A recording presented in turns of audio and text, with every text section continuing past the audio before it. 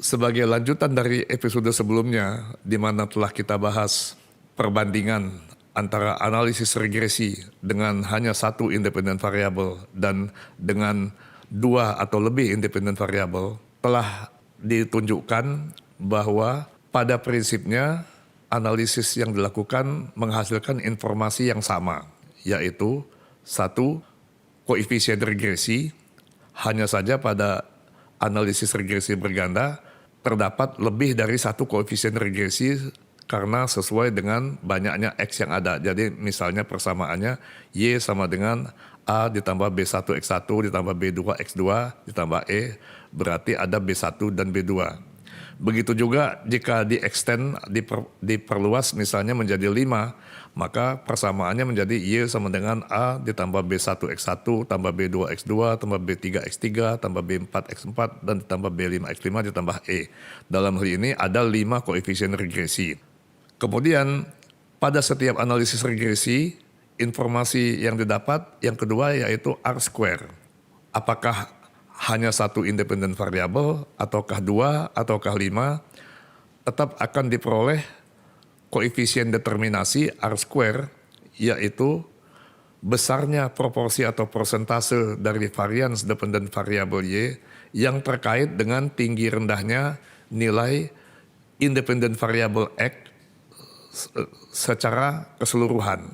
Artinya, jika diperoleh misalnya R-square sama dengan 0,6, berarti 60% dari bervariasinya dependent variable Y adalah karena bervariasinya secara bersama-sama independent variable X, apakah 2 atau 3 atau 5 dan seterusnya. Dan baik pada R-square maupun pada koefisien regresi B1, B2 dan seterusnya dapat dilakukan uji signifikan secara statistik yang akan memberikan kesimpulan apakah pengaruh dari masing-masing independen variabel signifikan atau tidak secara statistik. Selanjutnya marilah kita ilustrasikan dengan contoh hasil penelitian secara empiris. Berikut ini adalah penelitian tentang prestasi belajar di bidang matematika dengan dua prediktor atau dua independen variabel, yaitu tingkat motivasi siswa dan tingkat sosial ekonomi.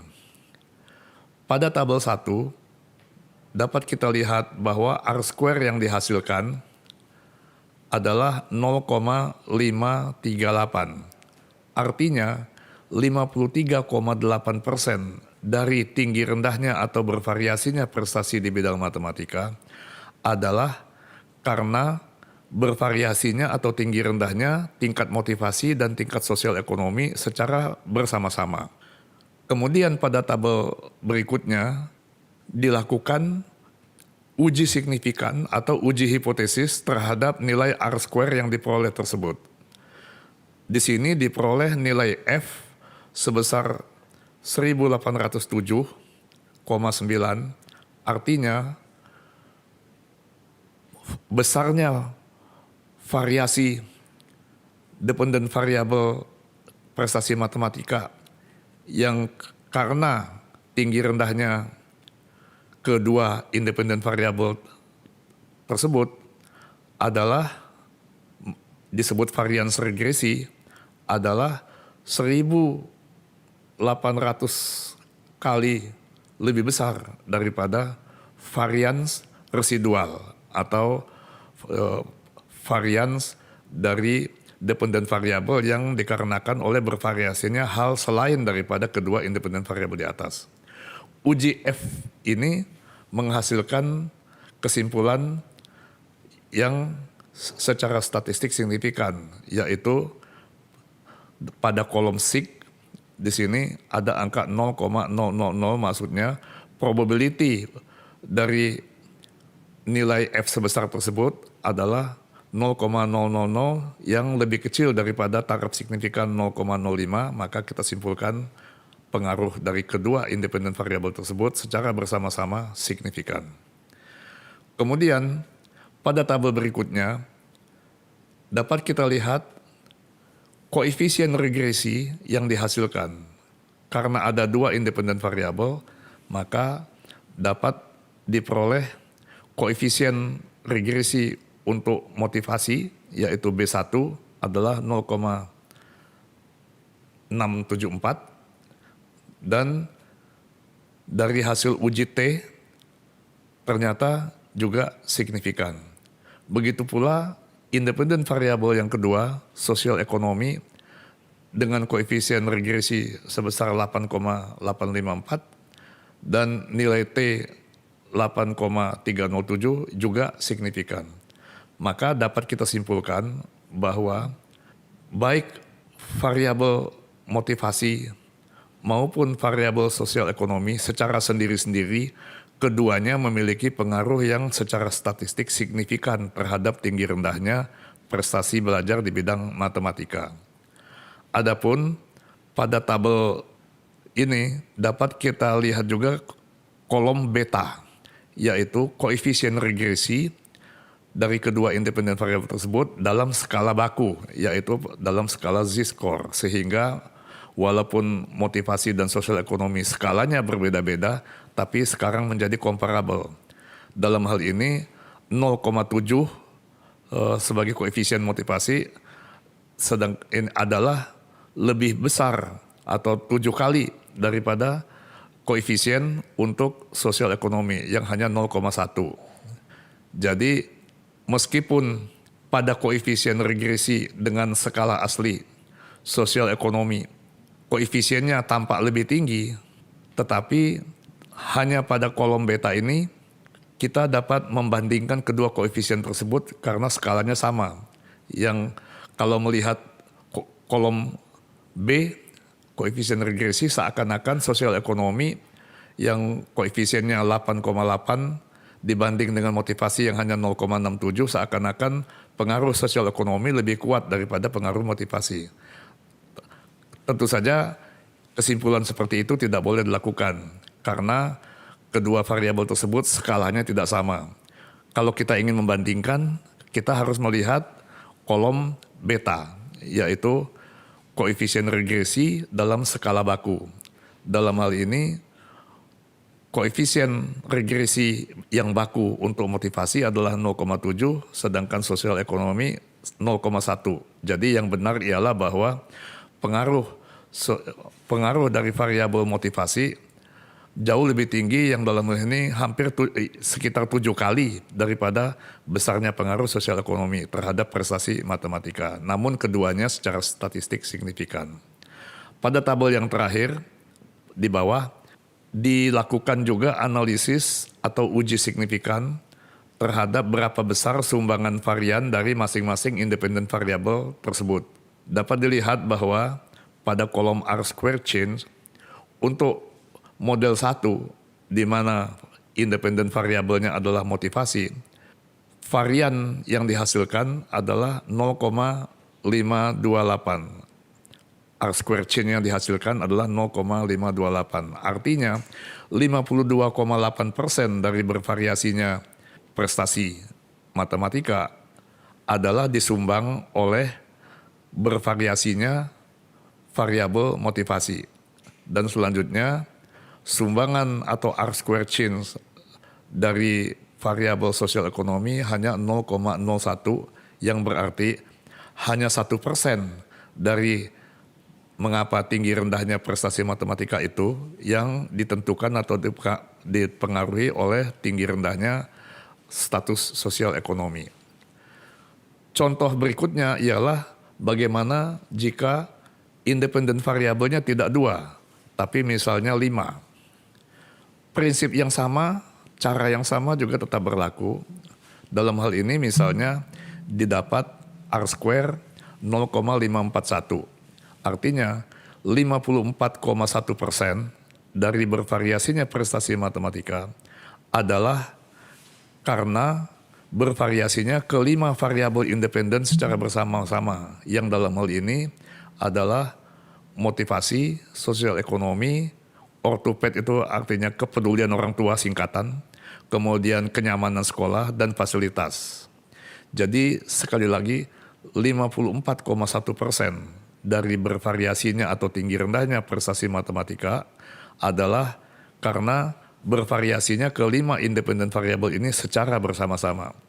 Pada tabel yang kedua, seperti sebelumnya juga dilakukan uji signifikan terhadap R-square tersebut dan juga hasilnya signifikan. Berarti sumbangan dari kelima variabel tersebut terhadap bervariasinya prestasi matematika adalah secara statistik signifikan.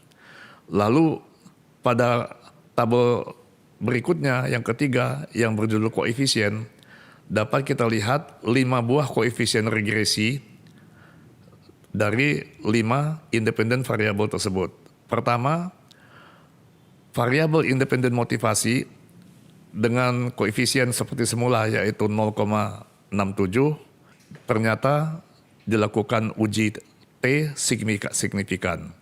Kemudian variabel sosial ekonomi dengan koefisien seperti sebelumnya juga yaitu 8,687 dan juga seperti sebelumnya signifikan. Lalu 3 independen variabel berikutnya yaitu kepedulian orang tua dengan koefisien regresi 1,07 ternyata tidak signifikan karena nilai probability yang dihasilkan 0,325 lebih besar daripada taraf signifikan 0,05 atau 5%. Begitu juga rasa nyaman di sekolah, koefisien regresinya adalah 1,38 dan juga menghasilkan nilai signifikan probability yang lebih besar dari 0,05. Dalam hal ini 0,272 berarti juga tingkat kenyamanan di sekolah tidak berpengaruh secara signifikan terhadap tinggi rendahnya prestasi matematika. Yang terakhir adalah fasilitas yang tersedia di sekolah dengan koefisien regresi sebesar 3,05 dan nilai T 2,43. Nilai probability-nya adalah lebih kecil daripada 0,05 yaitu 0,1015 yang berarti pengaruh dari fasilitas terhadap tinggi rendahnya prestasi belajar matematika adalah secara statistik signifikan. Nah, yang terakhir adalah seperti yang sebelumnya telah dibahas pada kasus 2 independen variabel, di sini pun kita bisa membandingkan koefisien regresi yang ada tadi. Jika dilihat nilai pada skala aslinya, maka urut-urutannya seakan-akan yang koefisiennya paling tinggi adalah sosial ekonomi, kemudian fasilitas, lalu nyaman, kemudian ortoped, baru yang terakhir motivasi. Padahal koefisien ini tidak bisa dibandingkan secara langsung. Jika kita ingin mengetahui mana independen variabel yang pengaruhnya paling kuat, nomor 2 terkuat dan seterusnya, maka koefisien regresi itu harus distandardisasikan ke dalam skala baku. Ini dapat dilihat pada kolom yang berjudul standardized coefficient atau beta. Di sini tampak bahwa urutannya justru walaupun koefisiennya paling rendah, tapi setelah dibakukan skalanya justru koefisiennya paling tinggi yaitu motivasi 0,705. Diikuti oleh sosial ekonomi 0,10, kemudian baru fasilitas, kemudian kenyamanan dan kepedulian orang tua. Jadi jika kita ingin membandingkan independen variabel yang mana yang pengaruhnya lebih kuat terhadap dependen variabel, harus digunakan koefisien yang skalanya dibakukan yaitu beta. Dan akhirnya seperti pada sebelumnya dapat juga kita bandingkan proporsi varian yang disumbangkan oleh masing-masing independen variabel. Dalam hal ini independen variabel pertama motivasi menyumbang sebesar 0,529 dapat dilihat pada kolom R-square chain yang artinya 52,9% dari bervariasinya prestasi matematika karena bervariasinya variabel motivasi. Sedangkan sumbangan dari variabel sosial ekonomi adalah R-square change sebesar 0,01 berarti hanya 1% saja dari bervariasinya prestasi matematik karena sumbangan dari sosial ekonomi. Sedangkan orang tua peduli, ortoped, sumbangannya 0% dan kenyamanan sekolah menyumbang 1/mil yaitu 0,001.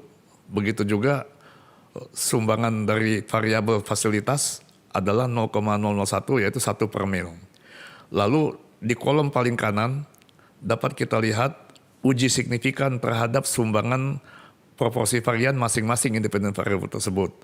Yang dalam hal ini yang sumbangannya signifikan terhadap bervariasinya dependen variabel prestasi matematika adalah yang pertama motivasi, kedua sosial ekonomi, dan yang ketiga adalah kenyamanan, yang keempat fasilitas. Hanya satu yang tidak signifikan sumbangannya, yaitu kepedulian orang tua. Jadi ada perbedaan di sini antara uji signifikan terhadap koefisien regresi, di mana semula tingkat kenyamanan koefisien regresi tidak signifikan, tapi dari segi sumbangan variannya yang sebesar 1/mil ternyata signifikan.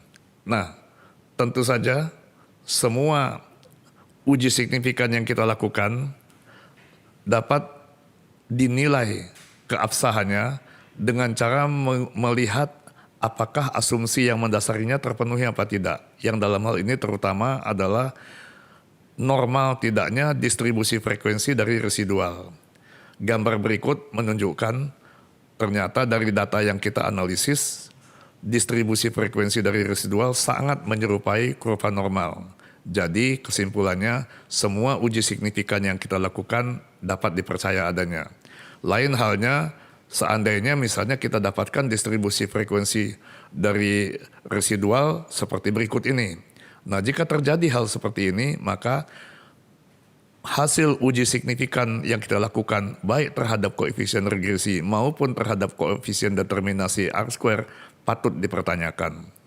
Inilah sebetulnya yang terpenting pada analisis regresi berganda, apakah 2 atau 5 atau 10 independen variabel, pada prinsipnya informasi yang diperoleh adalah sama, yaitu mengenai koefisien determinasi dan mengenai koefisien regresi untuk masing-masing independen variabel.